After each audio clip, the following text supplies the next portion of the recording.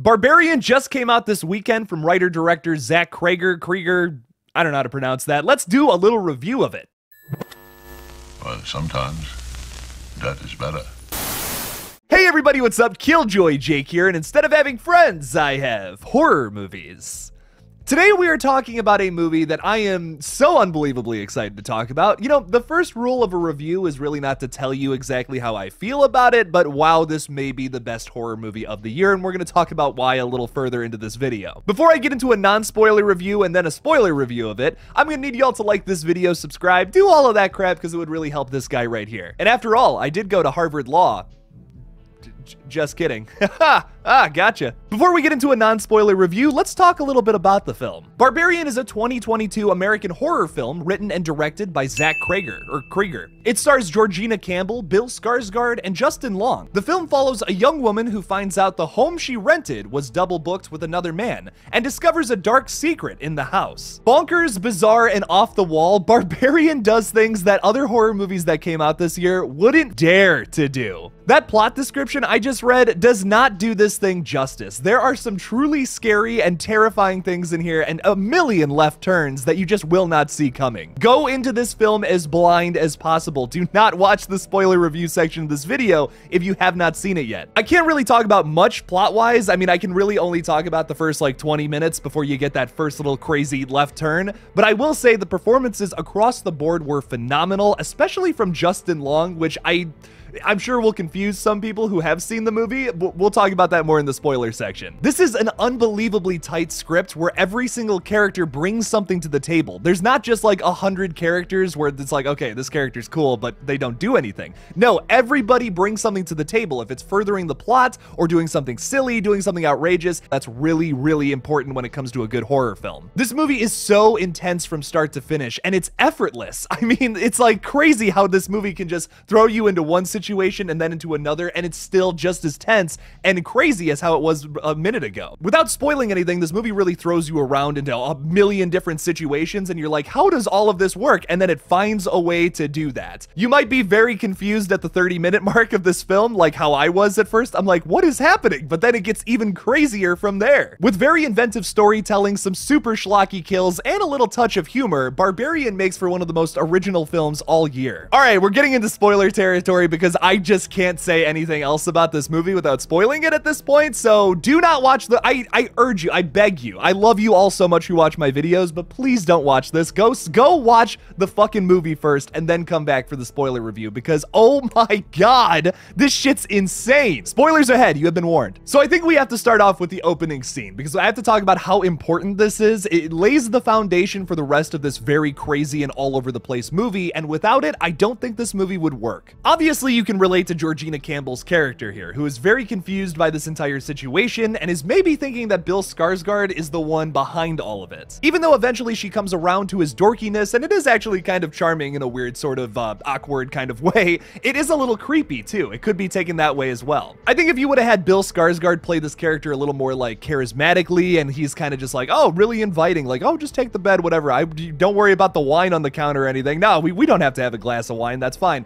This whole movie wouldn't have worked. It's really confusing at first because you kind of want to take his awkwardness as like, oh, maybe this guy's kind of evil, but he is totally innocent, and that is genius. There's also this subtle social commentary about gender politics that I think is really nice. This is expressed in that conversation between Keith and Tess early on in the film after they've had a few glasses of wine. This is a theme we see come back multiple times throughout different storylines, especially in Justin Long's storyline throughout the entire film. It's just really nice. And it's so subtle to the point where you might have actually missed it. In my opinion, that's the best way to do social commentary. When it's like, it's there for the people who want to see it and want to like listen to that, but it's not the entire story. That's just really well done. Maybe the best social commentary I've seen done all year. And this year had a Jordan Peele flick too, who is like the master at doing social commentary. Gotta hand it to Zach, man. I mean, he fucking killed it with the writing here. To me, that's the most important thing about this entire movie. If you don't set up that little tiny bit of subtle social commentary, nothing about this movie would have worked. Keith goes down into the basement enticement to check it out for kind of two reasons. One, maybe it's because he doesn't believe her, but also it's because he wants to keep her safe. That's like the whole gender politics thing coming back into fruition here. And just like how Georgina Campbell's character Tess says earlier on, if the roles were reversed, this wouldn't have worked. This whole situation would never have happened. This whole theme then immediately translates into AJ's plotline, who is portrayed wonderfully by Justin Long. AJ is a character you love to hate. Oh my god, Justin Long's performance in this is a 10 out of 10 from me. Whenever I see a horror movie with Justin Long, it is an immediate watch. I literally don't even care what it's about. Typically, 9 out of 10 times, Justin Long horror movies are fucking phenomenal. Drag Me to Hell, Jeepers Creepers, Tusk. You can fight me on that last one, but it's a pretty dang good movie. But I love the way his destructive storyline is told. The framing is a little obtuse, but that's what I love about it. It doesn't waste any time. It's super effective. Every single shot furthers that plotline, getting him to Michigan and then showing what really happened behind the scenes with the sexual allegations. Every single scene with Justin Long furthers the plot or does something to make you laugh, does something to entertain you. I mean, there is no wasted breath with his entire subplot here. You could have made that entire scene where he goes to visit his buddy at the bar. You could have made that an entire little 10-minute scene, and it probably would have just gotten to the point where it was like, oh yeah, he kind of admits to doing what he did.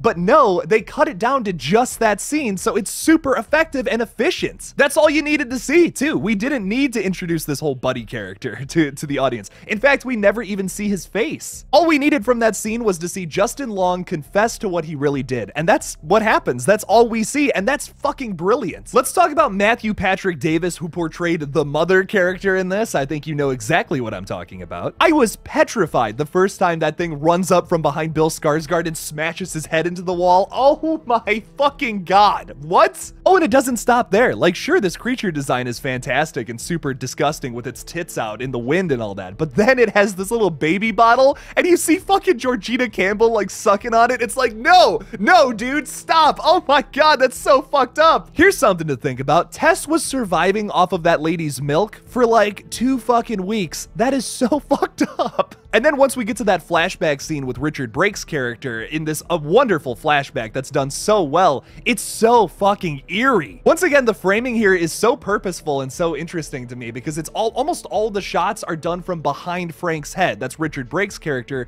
who is the serial killer that would kidnap women, do some horrible things to them, have babies with them, and have babies with the babies, as explained by Andre's character later on in the film, which is unbelievably messed up, but a really cool concept for a horror movie. The score for this film, composed by Anna Drubrick, is also phenomenal and keeps you on the edge of your seat the entire movie. It just adds to the eeriness. I think even without music, this movie would have been just fucking terrifying, but then the score is also really good. Then let's talk about the ending, because I can see people having a problem with what happens with Justin Long's character, but after the second viewing, I feel like I like it a little more. I thought it was a little ridiculous when you see Justin Long's AJ throw Georgina Campbell's Tess off of that like big whatever the fuck they're on top of, and then the mother character jumps off in this super silly shot where she like flies over and then somehow catches her, and before she like hits the ground. I don't know, it is a little goofy. The first time I saw it, I was like, okay, that's kind of a way too over the top way to do this, I think. But something I noticed on the second viewing was how Evil Dead 2-ish this movie is, and that's why I feel like this over the top ending works for me. I think if they would have just kept going up and up and up with all those crazy left turns and then flatlined right at the end, it maybe would have worked way less for me, but the fact that they went even more over the top at the ending, I think that's the only route they could really take with this storyline. Otherwise, it would have kind of just fell flat right at the climax, which is supposed to be the craziest, most intense part of your entire movie. So even though at first I found this scene to be kind of silly, I think it works overall, especially with how Justin Long's character is. He kind of starts to go on this redemption arc when they're talking with Andre, like around this like fire, but then you see his true colors show out here. And what a way to fucking end the movie, with the mother popping AJ's eyeballs into goo and it falls down his face. Oh, so nasty. I love me an eyeball kill. And then in a scene that honestly kind of brought tears to my eyes is the mother character going and giving like a little smooch on Georgina Campbell's forehead like that, and then she shoots her in the face. I have never seen a horror movie that made me care to the point where I almost had tears in my eyes about the main antagonist or the main monster character. Fucking well done, Zach. Jesus Christ. And then the needle drop of Be My Baby is just a 10 out of 10. I don't know. I was floored by this movie. Truly the best horror movie of the year. This has kind of knocked X right out of first place, which I hate to say that. I love Ty West's movie from earlier this year, and I'm super excited for Pearl next week, but I like Barbarian maybe way more than that. Barbarian is a 10 out of 10 for me. I feel like this is a revolutionary horror film that is unfortunately not doing so great at the box office so far. So make sure to go check this movie out. If you did just get this whole thing spoiled for you, I still recommend checking it out just for the performances and for some of the crazy shots that I didn't really get to mention about in this review. I fucking loved Barbarian, but what did you guys think about it? Leave me something about it in the comments below. Thank you guys so much for watching this brand new review video of Barbarian from writer-director Zach Cregger. I still have not figured out how to pronounce that. There's no I, so I'm thinking it's Cregger, but